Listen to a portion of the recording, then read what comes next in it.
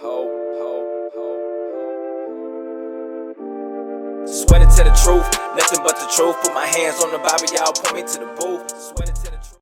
Yo, what's going on with it, ladies and gentlemen? So we got a good one for you today, man.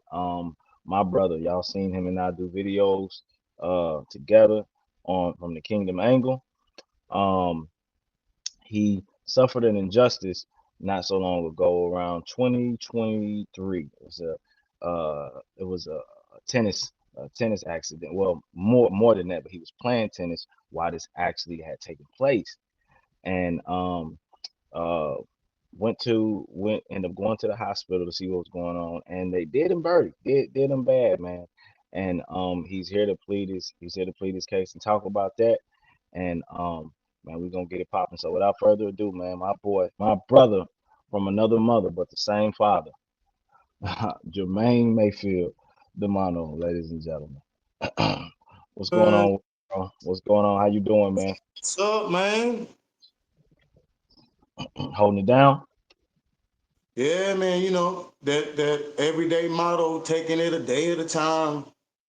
For sure. And yeah, man, but God is good and God is faithful.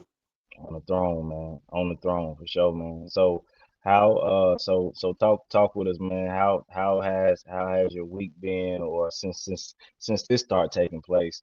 How has it been? Busy? It's been hectic? What it's been like for you?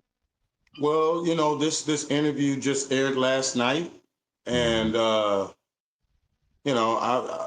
it's I still kind of feel like I'm having an outer body experience, like watching something happening to someone else. That's how it feels right now.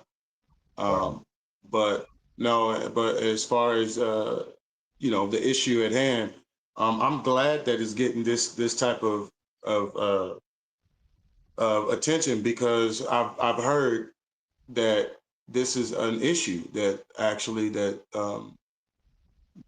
this is this is something that's happening frequently, and Hmm. that some people don't make it out alive, and I'm Right. one of the fortunate ones that that God has allowed me to make it on the other side, and to be an advocate, maybe be a voice for a better quality of systems and processes in the emergency room in the ER. For sure. So you saying it's something that happens more times than not. Something that a lot of people don't know about, and something that definitely awareness should be, awareness should be brought to. And so I most definitely respect that, and we most definitely for justice and righteousness wherever it can reign and take place. You know what I'm saying? So big ups to that, man. So like, give us, if you can, give us like a small overview, a quick overview of just just kind of like what actually took place. Um, and yeah, we just go from there. Okay, all right. So yeah, this was back in 2023 in the summer, August, here in Texas, North Texas. Particularly that summer, a couple of summers ago, it was uh, what do you call it? Unseasonably hot. Um, and I was training for a tournament, uh, like in a town south of the DFW area, Dallas Fort Worth area, called Burleson. I think I had just lost my number one ranking in Texas. I think I was ranked 3 or 4 or something like that, and I was trying to get it back. And it was an opportunity to get some Okay. points. Um, I don't know if I played the tournament the year before. Maybe I did, and that was the tournament I injured my ankle. I'm not sure. Uh, because I played a lot of tournaments, and then ever since then it's been trickle, because it's been hard. My health has been tough. But anyway, back to then. It was 109 degrees that Friday, the 18th of August, and we trained in the dead heat. And you know, my doubles partner is somebody that's um, he's a beast. He's acclimated to any kind of weather. I work with him in contract with construction, and I've been in some extreme situations, and he wears the same thing in every situation. I'm like, bro, you still got them same shorts and then that same t-shirt, and when it's 109 degrees and when it's 9 degrees, like I don't understand it. But anyway, I was training with him and I didn't properly hydrate myself. So that next morning we got up and we trained again. And that's when my muscles started to break down. And, never had this before. When you're training in extreme heat, um, and other factors like not properly hydrating yourself, that your muscles, when they start to break down, they release a protein in your blood. And yeah, it started to shut down my organs. The first organs that shut down were my kidneys. I was having renal failure. I didn't know. I've never had that before. I just felt like I was dying. I knew something was wrong. Right. And so my doubles partner took me to the hospital, from the tennis court, or not from the tennis courts. Actually, I went home and I was trying to hydrate myself because I felt dehydrated. And after losing that battle, I felt like, okay, I'm going to die here. I better try to at least, my final effort is to get to the emergency room. I Right. called him up. He picked me up, he had to literally lift me and put me in his truck. And then when he got to the emergency room, helped me out. He went and got a wheelchair from the front, and then he helped me out. I got in to the wheelchair, and I'm kind of in and out because I'm just like, at this point, I'm tired of fighting and I'm just needing help. I Right. know I need fluids. I couldn't keep anything down. I kept throwing everything up. They were trying to get electrolytes in me, and then I just would throw it all up. My kidneys would, because my kidneys had shut down. So everything was like, you just need IV. And I didn't have Uh, and control of so them. from the fast forward to of that point, from you, because I mean, because of course I watched the video and you and I have talked about it a lot, but from the fast forward of that point onto them arresting you or putting you in jail, do do you think that if it was something that they would have got a hold of a lot quicker, it you probably wouldn't be dealing with a lot that you do today, or would it still, or would it still be something that you still be, I guess you still be going through right now in terms of like your kidneys and things like that? But okay, so let me try to clarify. So Right. are you asking me, had I not got arrested, would I not be still dealing with some of the health issues I'm dealing with now? Is that the question? Right. Okay. If they were able to get you on the machine in the time that you were there, and instead of just assuming that you were somebody that was just trying to, I guess, just trying to get over, had they got you on the machine, hooked up to some fluids and things like that, that's what. And that's the thing. That's honestly what I'm, advocating for Hmm. now. Like I'm on 100 with this, because if this is a systems and processes at emergency rooms all over the country, then honestly, a lot of people's lives are at risk. For sure. If coming in with rhabdo, which what I had, rhabdomyolysis, in that case, if someone is coming in with extreme exhaustion, with organ failure, then they need to be put. And I actually, AI, what is it, Chat GTP? I Hmm. asked, what if someone is going into the emergency room in this condition? What are the health providers' first response? And they said it's to put me on a gurney, lay me flat, put me on a gurney, and put me on the IV fluids immediately. They didn't do that. What they Wow. did is, in that wheelchair that I got put in out of that truck, they did a triage and then they rolled me into the waiting room. Well, at this point, I didn't have control over my muscles. I didn't have Hmm. control over them. There was, lacking major electrolyte deficient. I was majorly electrolyte deficient. And so the only really position that I could find some kind of comfort was to lay on the floor.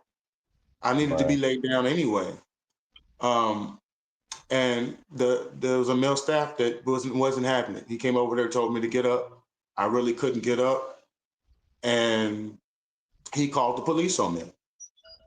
And that's when there was a female police officer and it was a male police officer. Mm-hmm. And the female police officer was the one that just, to me, my mind is still in a boggled state. I'm baffled with her conduct and her treatment. Right. The way she was even looking at me, like, you know, I don't know you, you don't know me, but why are you looking at me? Like, I mean, I'm in the hospital, you know what I mean? Why? She's like, get up, sir. And she was saying statements like, you know, turning to the other officers like, this guy could win an Academy Award. You know, like, I'm acting. I'm over here fighting for my life. And she's saying, well, hold on, because I don't want to get too much in the video because you said a lot of that in there. So let's go ahead. Let's go ahead and play. This is before. This is before. This is while I'm still in the hospital on the floor. Right. Well, no. I'm saying you said that part in the video. I wanted to go ahead and play that for the people. Oh, well, okay, my bad. You good, man. You admit. Come on, we'll play it.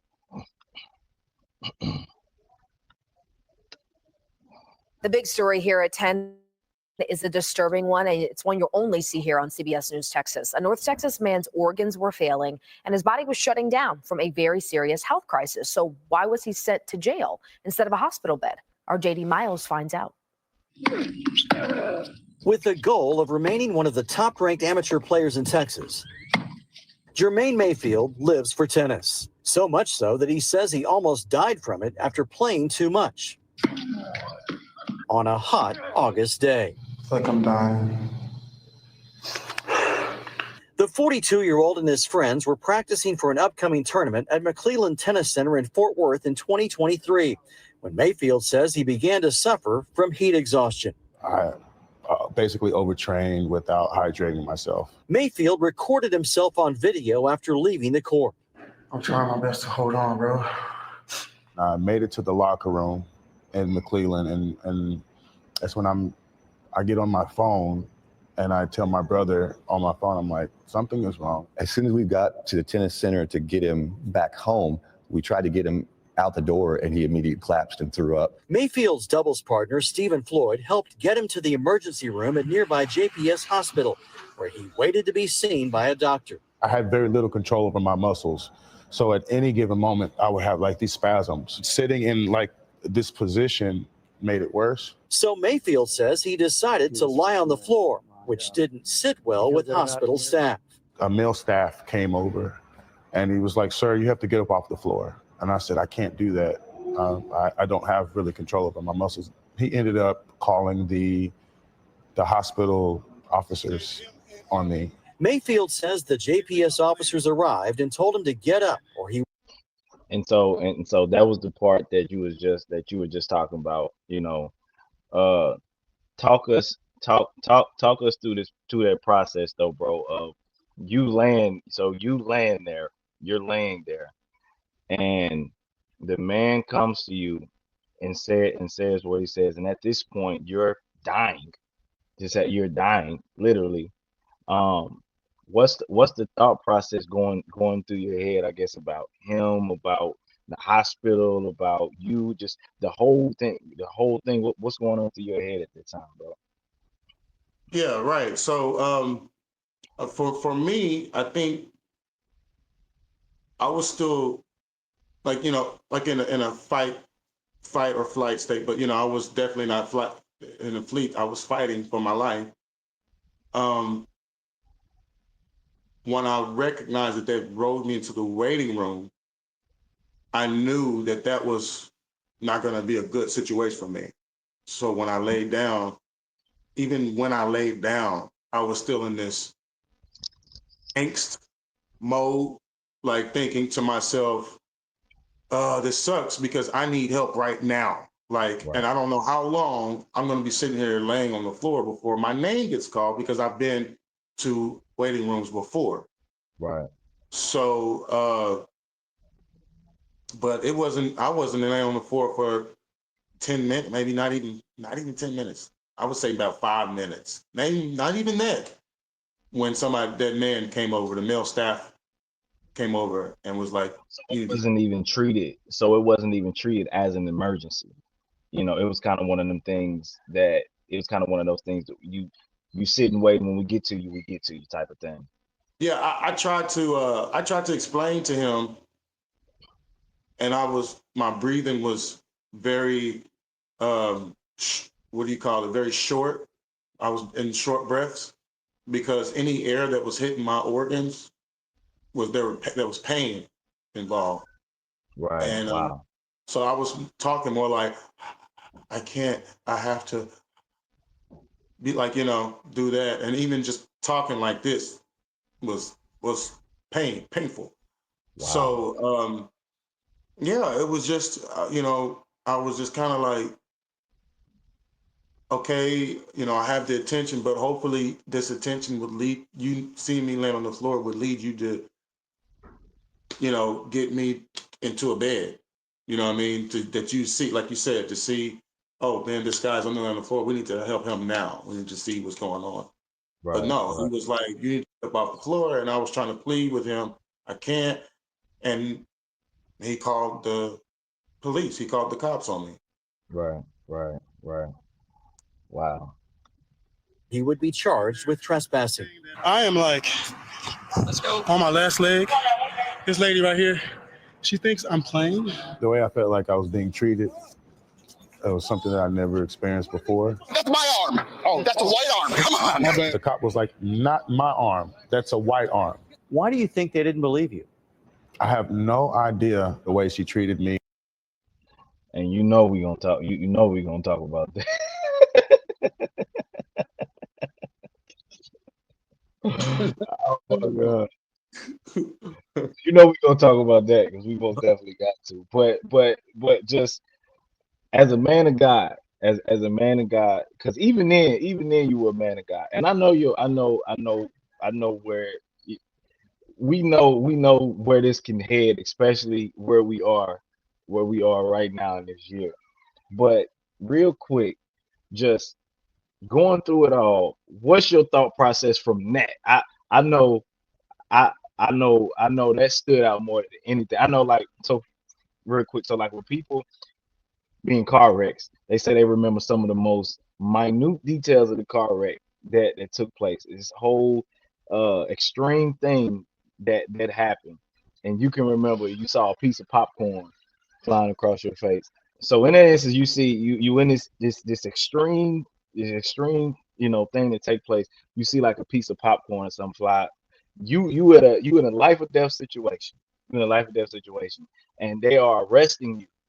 They are arresting you, and you hear the cop say, and you hear the cop say, "Not the," and I'm not trying to laugh. Excuse me. That's No, totally I'm here, bro. I'm here. So you can laugh. I'm here. You know what I mean? I Right. could not be. And so you hear him say, not the white arm, but the black arm. What's your thought process at that time, brother? Well, here's the thing. I didn't realize that he had said that until I saw the video. Wow. Okay. So like in the moment, I didn't hear any of that. And in fact, I think you have the other video. When you play that video, you'll see. You can actually, that your question more, yeah. That video would be more towards that. Your question would be more geared to that other video because it would. So we'll play that, and so after this, right. So after this one, I'm gonna play that, and you can answer that question for it, or just kind of walk us through it and talk us through it. So I'm gonna finish with this. The way she talked about me on the floor, saying that I was acting, that I could win an Academy Award, because I guess she didn't believe that I was in severe health. Instead of a hospital bed, Mayfield ended up in a cell here at the Tarrant County Jail. Still suffering the effects from heat exhaustion, he says it didn't take long for the medical staff here to diagnose a serious health issue. I was diagnosed with rhabdomyolysis. Rhabdomyolysis occurs when heat exposure and other factors cause muscles to release proteins into the blood. It can be deadly if left untreated. He said, we need to rush you to the hospital. So I ended up getting rushed back to the hospital from being, arrested, to the same hospital. Their records show he was diagnosed with acute renal failure and rhabdomyolysis, conditions with threat to life, organ, and bodily function. The hospital that sent him to jail hours earlier now believed Mayfield required a length of stay greater than 2 nights. So did the hospital ever apologize? I haven't heard anything from. Wow. So greater than 2 nights. Greater than 2 nights. Something that was life threatening. And of course, you go through the part, you go to jail and everything, and you go back to the same hospital that just had their hand in sending you to jail, and your condition they realized caused you. It was one that they realized that, oh shoot, he needs to stay here for longer than 2 nights. Yeah, Wow. yeah, man. Like I said, bro, I'm just grateful to be here. I really feel like I'm on bonus time. Yeah, there were several moments, way too many moments. I thought this is my last breath, but I'm still here. So, but to answer your other question, when I did hear him say that, when I did hear, not my arm, that's a white arm. When I did hear that, yeah, man, bro, I'm in, yeah. Okay, so as you can see, I'm a Trump supporter. Right. Okay, I support Trump. I've been basically shoved on on the MAGA train in 2016. So I had the opportunity to go to to Washington D.C. in October of 2020 when the nation was in a protest and the legacy media was in a protest against the police, and they had a defund movement going on. And I had the opportunity to go to the White House and participate in a Blexit march, a march to in support of the police. And it was called Back the Blue. And this is where I got this hat from. It's an actually 45, and it's 2020.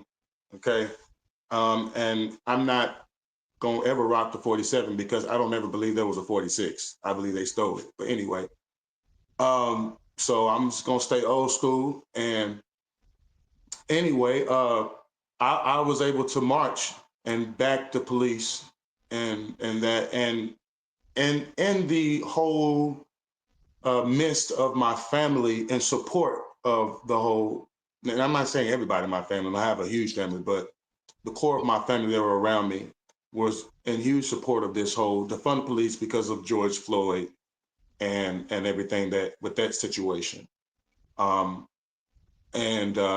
they looked at me upside my head and thought I was crazy because I was supporting Trump. And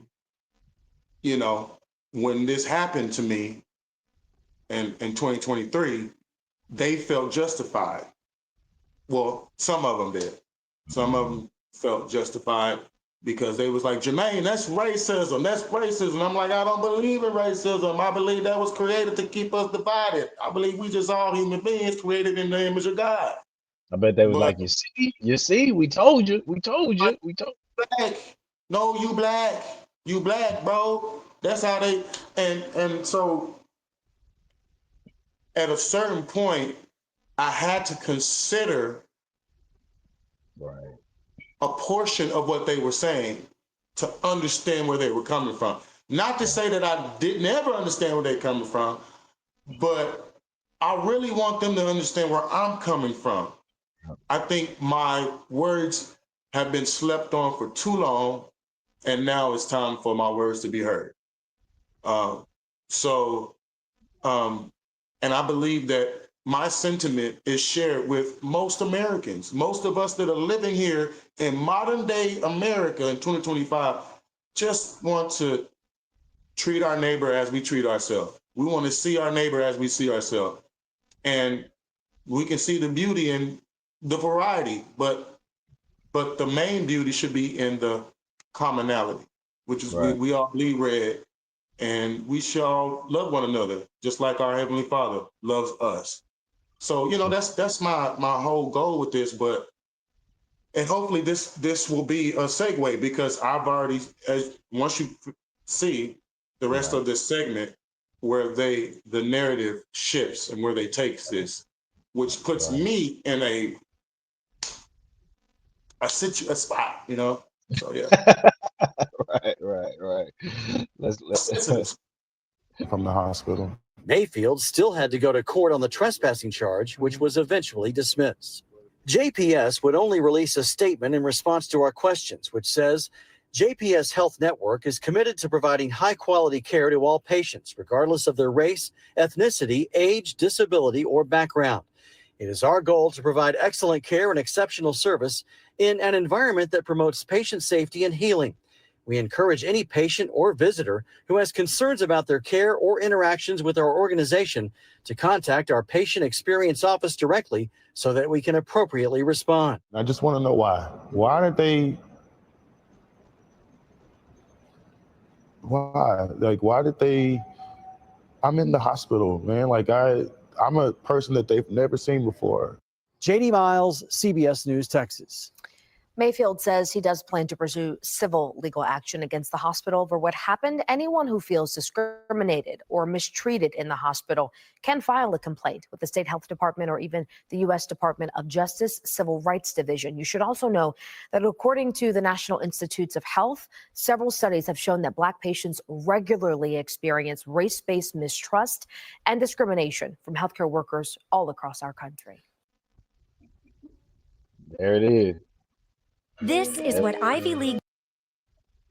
I'm gonna tell you, bro. When I first seen the video, you know, we brothers, so you and I had these conversations quite often. So I kind of know, um, I know where your mind is when it comes to these types League of. universities you can get into You with know, a I saw this. 3.6 I saw this GPA. coming. I saw it coming. I saw it from a mile away, either me just seeing it from a mile away or just the Holy Spirit prompting me saying, hey, get ready for this. But yeah. Right. And you know, I joked about it. I joked about it with my wife, and Jermaine gonna bring in Al Sharpton. And I said, man, I said, I just wait for him to call me.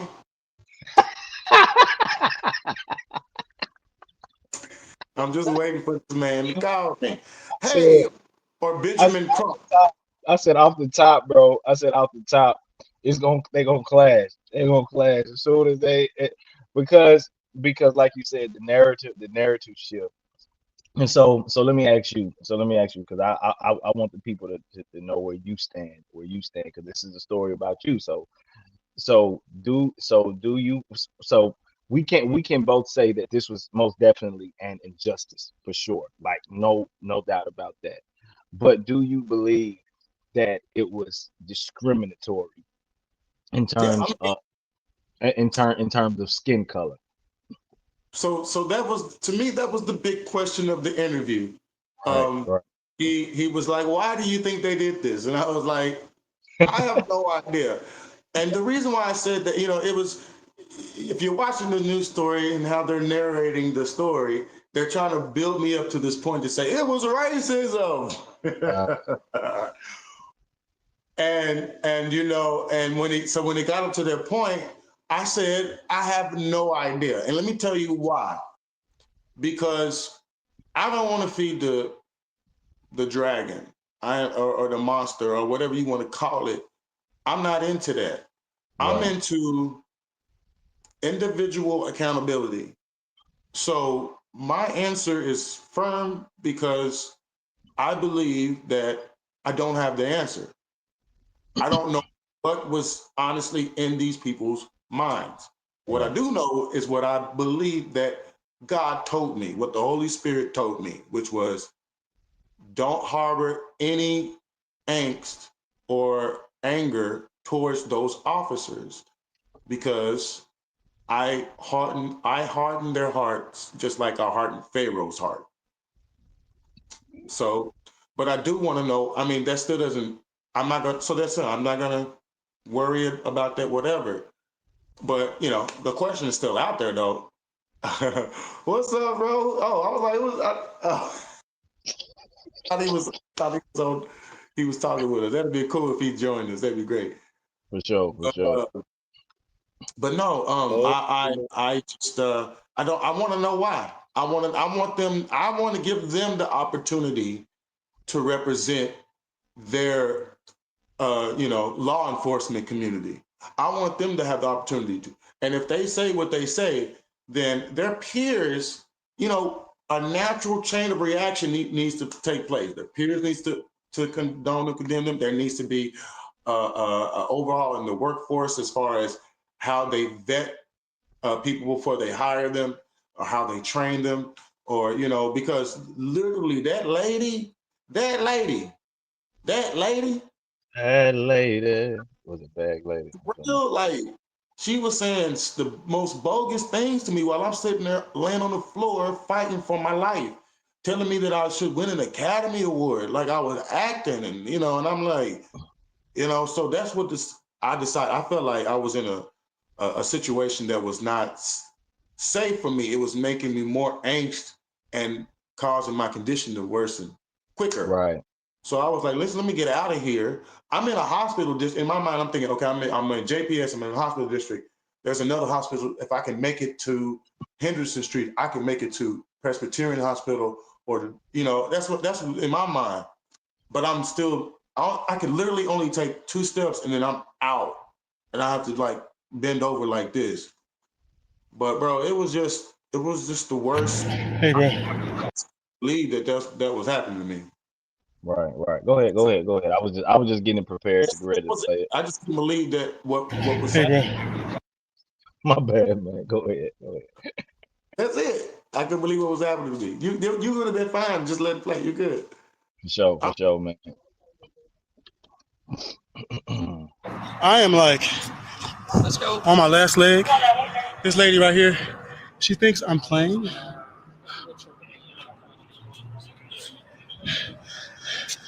You can see it in my face, right? And she just like, this lady back here is so rude. She pushing me. She's saying.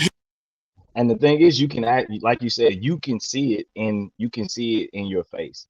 You can see it in your face that it's either, and we talked about this, it's either on drugs, or you're either dying, or it's either both. But at the end of the day, listen to how coherent I'm talking. Listen to how I'm talking. Like, if someone was on drugs, you can really tell that they're on drugs. They're not making sense. You know, right. they're not, you know, interacting with the person in a normal, you know, I was doing everything normally. I was just completely dehydrated.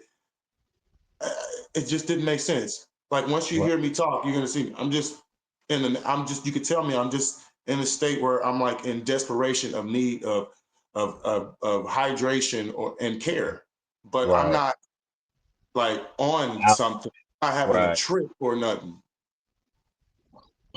Let's play it. Him and her, they think I'm playing, and they're saying that I'm criminally trespassing JPS, and they're trying to rush me off the property when I'm trying to collect my energy and get off.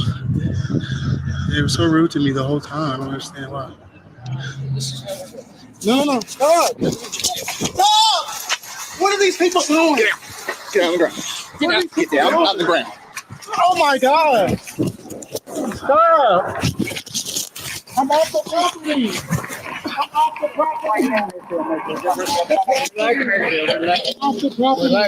Relax. Get some cups.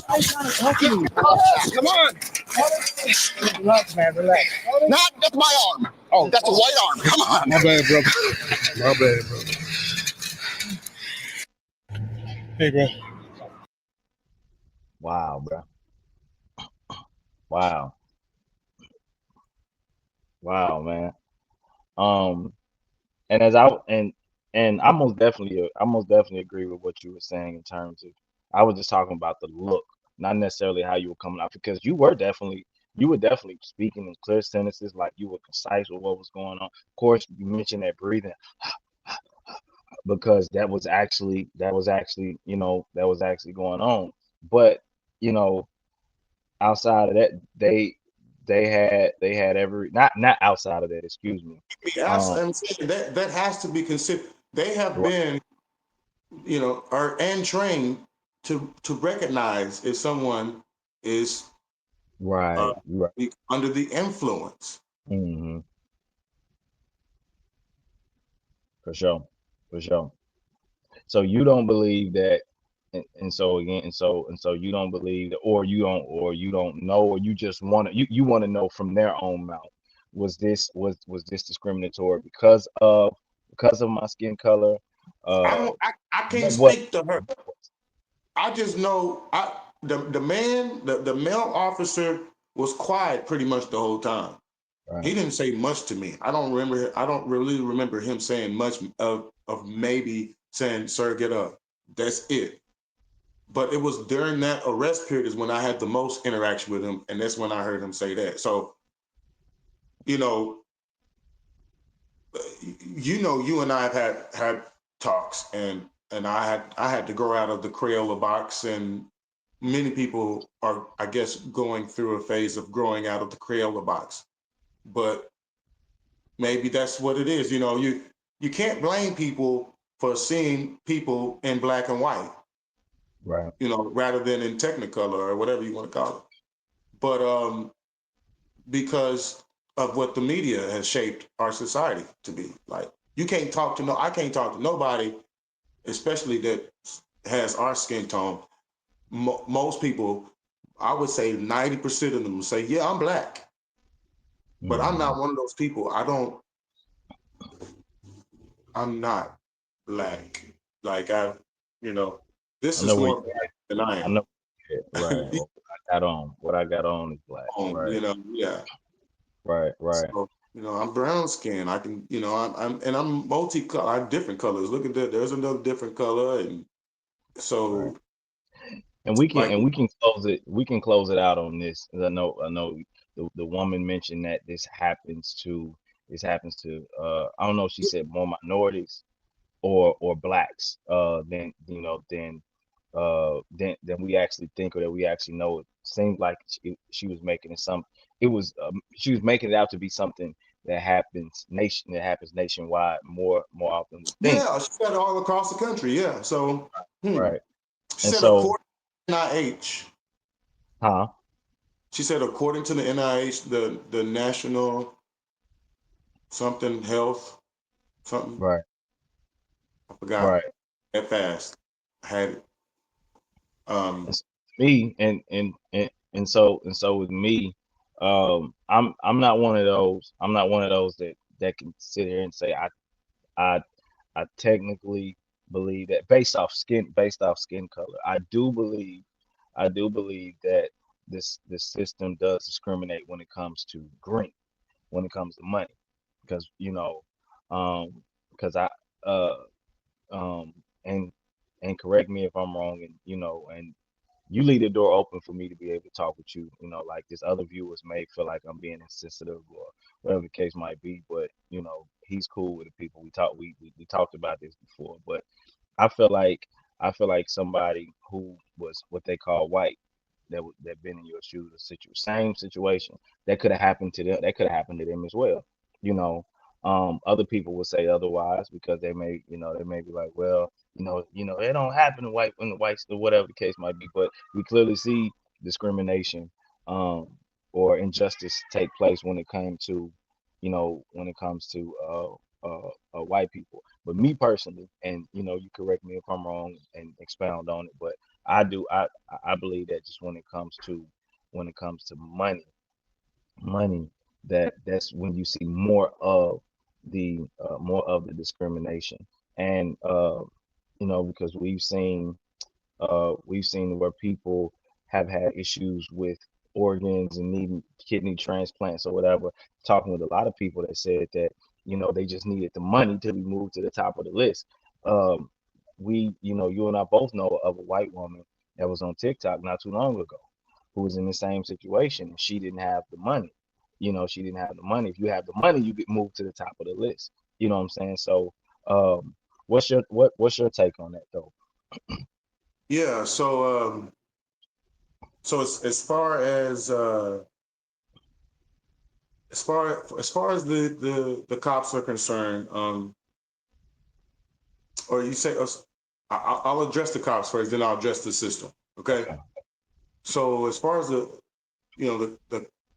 two cops that were involved with my case, I do have questions for them. You know, I want to know why she treated me that way, and I want to know why he referred to our arms in that, that way. Like, like why did you have to say that? You Why gotta did you say it have like that. Say it like that. Yeah. wow, that's a white arm, like as if, white arms don't get handcuffed or whatever, I don't believe in the whole crayon. I don't never seen a white arm in my entire life. But yeah, at the end of the day, I'd like to I believe that the system needs to change the ways they hold these officers accountable Mhm. and modify it in a way where they are accountable to make statements on their behavior rather than being just what do you call it, put on paid leave or whatever, or terminated, whatever. Right. No, they need to be interrogated. Yeah. Well, or at least questioned, No, you I no, know, I agree. I agree.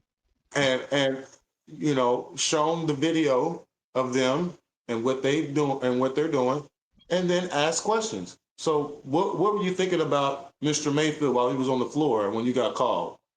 There is a police report out there, but it's bogus. They lied. That's the thing that honestly need to be questioned about, is why would they lie and say that, I was walking about freely?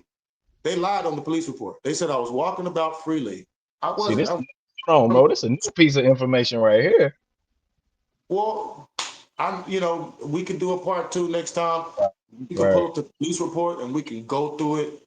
It is bogus. They said I was causing a disruption outside, saying, I wasn't. You saw how calm I was on the video.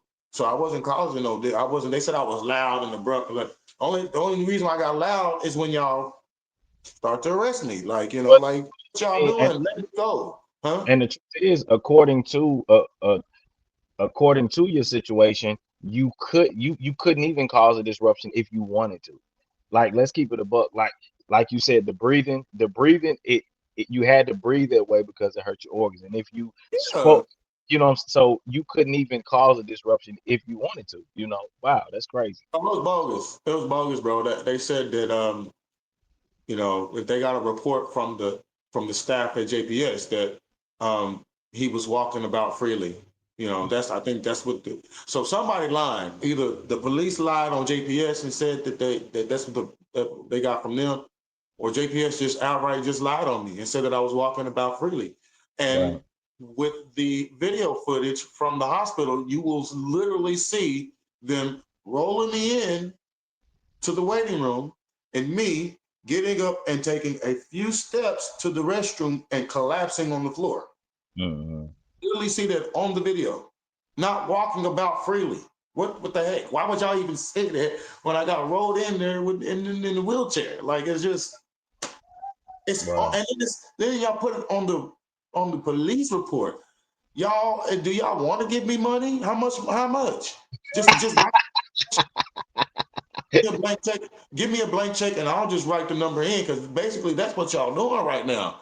At this Y'all, point, right, y'all right, literally could have settled this by recognizing y'all's behavior immediately if y'all were, a place of an operated that operated in excellence. right, But as you see, they didn't. And then y'all went on and prosecuted me right, for 5 months. I had to go to court to, to tell them no to every plea deal. They try to make me, take anger management classes. They try to threaten me, by saying, take community service, because if you don't, if the jury finds you guilty, you could be, you can spend up to 6 months in prison. That's what my public defender, who's very beautiful Latina chick, very deceiving because she's beautiful. I'm looking into her eyes. I'm thinking she got my best interest at heart. Nah, she was a snake like a mug. She was just trying to get me. I guess that's how they got. I don't know how these people. I don't know how they money. Like you said, follow the money. I don't know the money structure because these people. You can tell it's a work environment. They just see us as product or something. I don't really know. That's how I felt. I didn't feel like a human being there that was actually being seen. I knew that my prosecution was false, my arrest was false, but because for whatever reason you have to go through the process, and you have to go through being treated like a criminal. Basically, that's how I was being treated. They treated me like a criminal.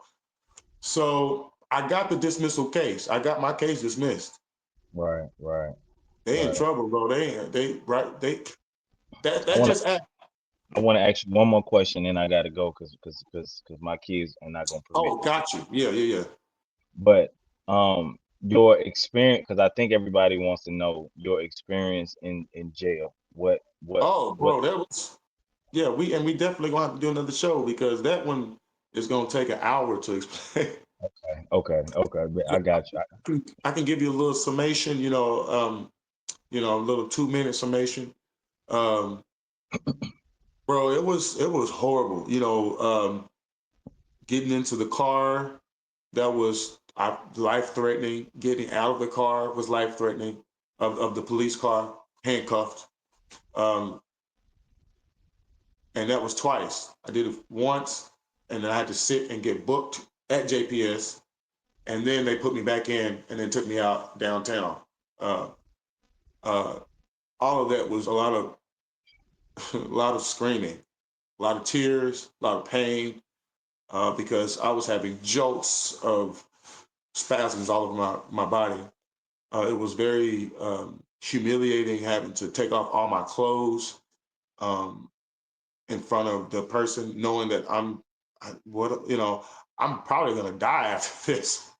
Thinking, it was hard to take off it was hard to even move. I didn't, like I said, I didn't have really good control over my muscles. So he just sat there. He just like, well, until you take off your clothes, we can't really get you help. If you really need help. And then he even asked me, he was like, "Are you detoxing?" I'm like, "No, I'm dehydrated. Can I?" And I was asking anybody I saw, I was asking for some water, knowing that probably in 10 minutes I'm gonna throw this right on up. But at least maybe I can get a little bit. Maybe my kidneys could take some of it. I'm so Right. dehydrated. And so that was a terrible experience. And then they ended up putting me into solitary confinement cell, where I really thought I was gonna die. But yeah, I really feel like that black. Oops, sorry. I really feel like that dark skinned guard was like a angel. He knocked on the cell. He was like, "Do you need some help?" And I was like, he I could say yes as best as I can. He helped me into a wheelchair, rolled me to the nurse. She was trying to get me to breathe. I'm like, breathe? That's what's hurting. But she's like, Mhm. no, breathing. She's like, that's what she was like, you breathing like that's what's making it worse. I'm like, she's like, take a deep breath in your nose and then breathe out your mouth. That pain threw me on, I hit my head on the floor, I guess. I don't remember. I felt like I passed out. So they took me up to the, their medical unit.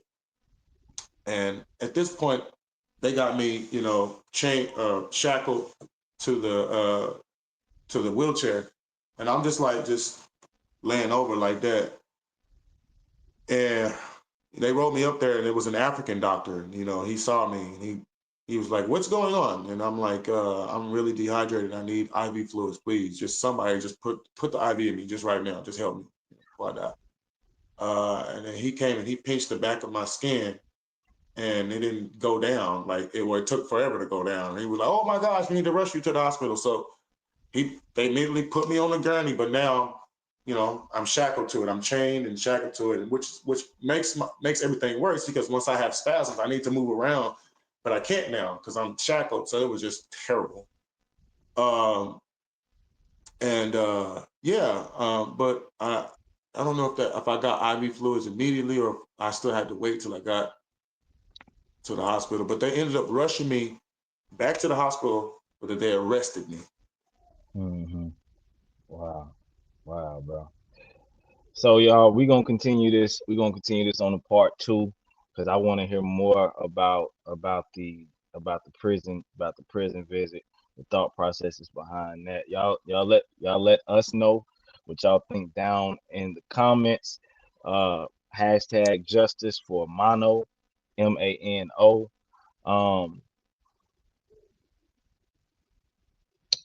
Real quick, you want me to mention the Cash App or anything like that, bro? Or I mean, Oh, sure. Mano 36, Mano, MAANO 36.